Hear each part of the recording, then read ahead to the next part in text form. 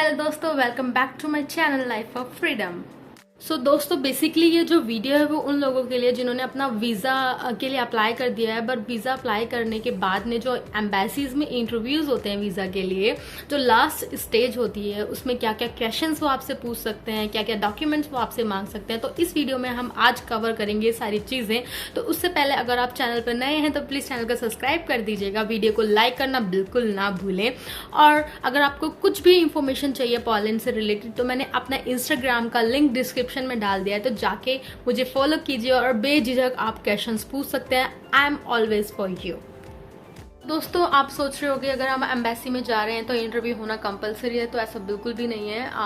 अगर आप एम्बेसी में एक बार पहुंच गए हैं तो उनकी मर्जी है वो आपसे इंटरव्यू लेंगे या नहीं लेंगे। जब मैं गई थी एम्बेसी में तो मेरे से इंटरव्यू नहीं लिया गया था।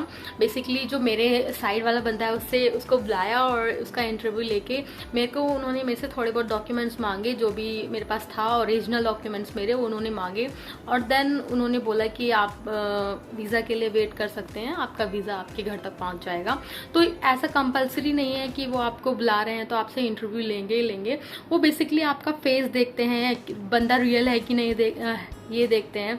बस उनको आइडेंटिफाई करना पड़ता है कि ये जो बंदा है वो सचमुच में जाने लायक है कि नहीं है। वो आपके एक्सप्रेशन से भी आपको भेज सकते हैं और आपको वीज़ा दे सकते हैं। तो जैसे आप इंटरव्यू देने जाएं तो एकदम प्रोफेशनल बन के जाएं, वेल मेंटेन होके जाएं और अपनी जो लैंग्वेज है उस पर पूरी कमांड करके जाएं। अपने अंदर कॉन्फिडेंस जो है वो बहुत ही ज़्यादा इंपॉर्टेंट है वाइल गिविंग इंटरव्यू।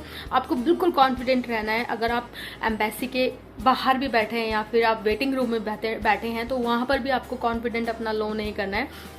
लोगों से पूछ रहे हैं कि क्या क्वेश्चंस आए, नथिंग, कुछ मत पूछिएगा। नॉर्मल एकदम सिंपल कॉन्फिडेंट रहिएगा। कुछ नहीं पूछते हैं वो ज़्यादा इतना हार्ड। तो दोस्तों बिल्कुल भी घबराने की बात नहीं है। मेरे को बहुत सारे कमेंट्स आए हैं कि कुछ प्रॉब्लम तो नहीं होती है, कि कैसे कैसे क्वेश्चंस पूछते हैं और कुछ ज़्यादा हार्ड क्वेश्चंस तो नहीं पूछते हैं। तो दोस्तों बिल्कुल भी आप टेंशन नहीं लीजिए, इतना भी कुछ हार्ड नहीं होता है। तो बेसिकली वो क्वेश्चंस नॉर्मली पूछते हैं कि आपका नाम क्या है, ठीक है, आप जिस कंपनी में काम करने जा रहे हैं वो आपने कहाँ से उस कंपनी को ढूंढा या फिर आपको कहाँ से उसका रेफरेंस मिला।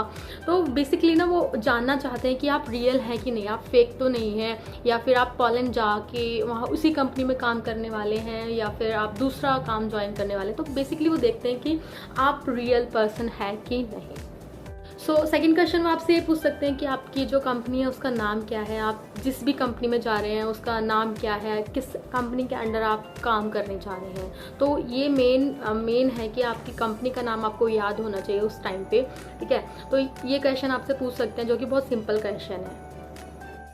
तो आपसे वो ये भी पूछ सकते हैं कि जिस भी कंपनी में आप जा रहे हैं तो उसका जो बॉस है उसका नाम क्या है, जो वर्कर्स हैं उनके नाम क्या है, और वो जो कंपनी है वो किस जगह पर है, किस सिटी में है और कहाँ उसका एड्रेस है। वो आपसे एड्रेस भी पूछ सकते हैं। ये बेसिक और नॉर्मल क्वेश्चन है, आपको पता होने चाहिए बिफोर आपके इंटरव्यू से।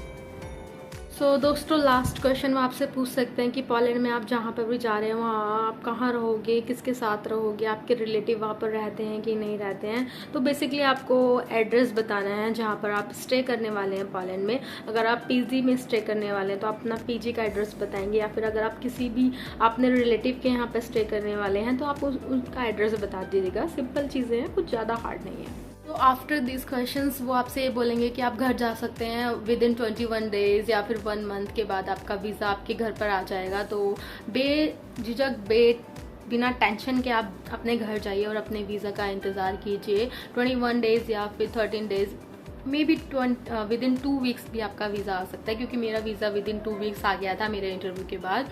तो टेंशन लेने की बिल्कुल भी ज़रूरत नहीं है।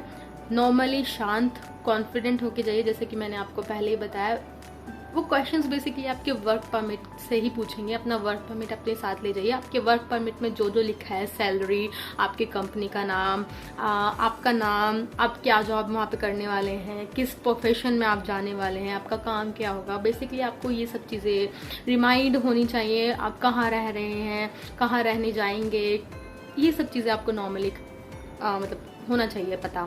तो अगर ये आपको वीडियो पसंद आई तो प्लीज़ चैनल को सब्सक्राइब कर दीजिएगा, और आपको कुछ भी इन्फॉर्मेशन चाहिए पॉलन से रिलेटेड या फिर कुछ भी आपको चाहिए तो प्लीज़ बेझिझक होकर मेरे को बताइएगा कमेंट बॉक्स में और शेयर कीजिएगा। तो मिलते हैं नेक्स्ट वीडियो में, प्लीज़ चैनल को सब्सक्राइब भी कर दीजिएगा। तब तक के लिए गुड बाय। तो आफ्टर दिस क्वेश्चंस वो आपसे ये बोलेंगे कि आप घर जा सकते हैं विद इन 21 डेज या फिर 1 मंथ के बाद आपका वीज़ा आपके घर पर आ जाएगा। तो बेझिझक बिना टेंशन के आप अपने घर जाइए और अपने वीज़ा का इंतज़ार कीजिए। 21 डेज या फिर 13 days, may be with in 2 weeks भी आपका वीज़ा आ सकता है, क्योंकि मेरा वीज़ा विद इन 2 वीक्स आ गया था मेरे इंटरव्यू के बाद। तो टेंशन लेने की बिल्कुल भी ज़रूरत नहीं है। नॉर्मली शांत कॉन्फिडेंट होके जाइए, जैसे कि मैंने आपको पहले ही बताया।